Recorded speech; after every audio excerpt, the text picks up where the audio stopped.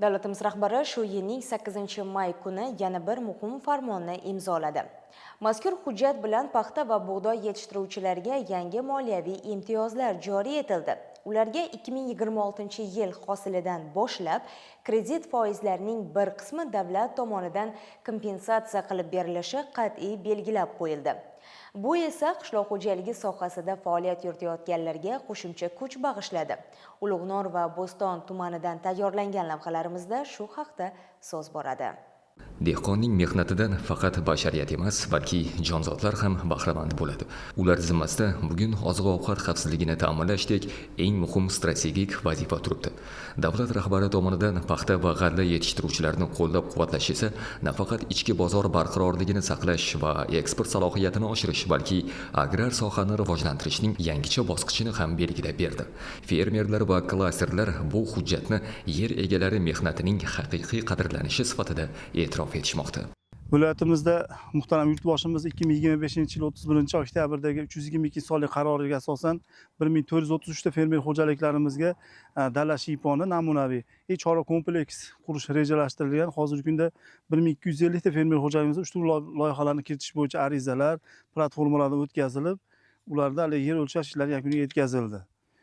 Kunigacha yana muhtaram yurtboshimizni 8-maydagi 82 sonli farmonlari chiqdi. Bunda fermer xo'jaliklarimizga juda katta imtiyozlar ajratilyapti. Paxta g'alla yetishtirishda 12% kreditlar ajratilayotgan bo'lsak, uni 8%ni fermer o'zi to'layapti, 4% qismini subsidiya asosida qoplab berilyapti. Bu bilan fermerlar iqtisodiy salohiyati ortib, kreditdan bo'lgan qarzdorligi keskin pasayishga olib keladi. Bilasiz, bizda fermerlarimiz yoqilg'i ko'p sarflanardi. Endi hozirda ushbu farmon bilan 13 million so'm yoqilg'i mahsulotiga 2 million so'mdan subsidiya qoplab berilishi ham ko'rsatilgan. Bu ham fermer xo'jaligiga o'zining qanday imtiyozligini ta'sirini ko'rsatadi. Yerga mehr berish bilan bugun hosil yaratib bo'lmaydi. Zamon bu sohaga ilm va yangicha yondashuvlarni taqozo etmoqda. Bu esa yurtimizda yangi zamon yer egalarini shakllantirmoqda. Bo'ston tumanidagi Shermuhammad Abdullayev fermer xo'jaligini hech ikkilanmay ana shunday zamon bilan hamnafas fermerlar safiga kiritish mumkin. E'tibor qarating. 90.6 gektar maydonning 37 gektarigacha tomchilatib, 9 gektariga esa yomg'irlatib sug'orishni joriy qilgan. Buning natijasida 65-70% suv iqtisod qilinmoqda. Davlat rahbari tomonidan imzolangan farmon yangilikka intiluvchan fermer Bahodir Abdullayevni 2 karra xursand qildi. Negaki unga bu yili paxta xom ashyosi hamda bug'doy yetishtirishi uchun 930 million so'm imtiyozli kredit ajratildi. Tabiiyki, nafaqat tumanning, balki viloyatning ham eng ilg'or fermeri uchun kreditlarni vaqtida qaytarish qiyin emas. Bu esa uning ko'proq kompensatsiyaga ega bo'lish imkoniyatini oshiradi. Kechagi kungi prezidentimizning farmoni chiqdi, shuni men batafsil o'qib chiqdimda, bundan nihoyatda boshim osmonga yetdi. Sababki fermerlarga qilingan sharoit, ko'rsatilayotgan turgan yordamlar yana ham bir yengilliklarda o'ylab chiqarilgan farmon deb bildim. Fermer xo'jaligini manfaatlarini juda ham qadrlagan farmon deb tushundim.